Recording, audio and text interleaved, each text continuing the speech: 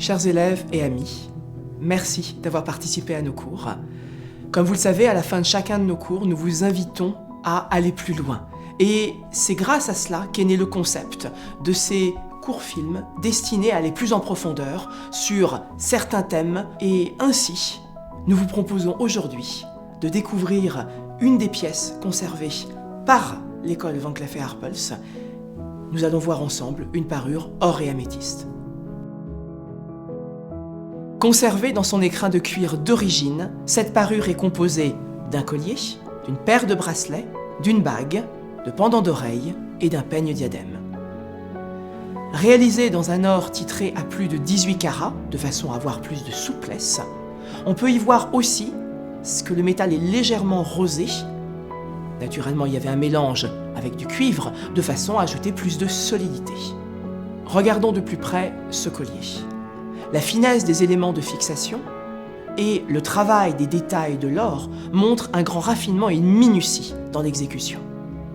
On peut aussi y noter un contraste entre le métal poli qui crée des effets de brillance et d'autre part des éléments plus ouvragés qui créent un effet plus mat.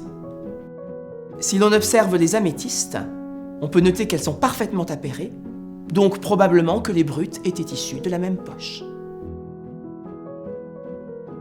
De quand date cette parure? L'histoire de l'art peut nous aider à y répondre. Les entrelacs floraux, ces sortes de maillons, ainsi que ces formes de coquilles, sont une référence au goût néoclassique, ce grand retour à l'Antiquité qui s'est développé au milieu du XVIIIe siècle et s'est prolongé jusqu'au début du XIXe. Néanmoins, certains éléments plus ciselés ou encore ces griffes fleuronnées sont des indications d'un intérêt dit troubadour, faire revivre le Moyen-Âge et donc nous permettre de nuancer la datation.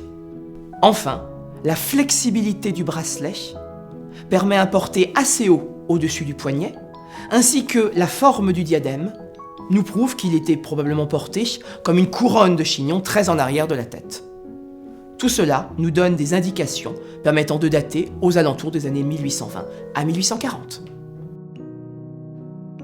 Cette parure n'est pas signée. Peu de bijoux l'étaient à l'époque. Néanmoins, ce type de parure n'était pas rare et permet d'imaginer qu'elle fut portée par des élégantes à partir des années 1830. Transmise de génération en génération, cette parure est ainsi le témoignage d'un goût, d'une époque, et est parvenue jusqu'à nous, au sein de l'école Van Cleef & Arpels, après près de 200 ans.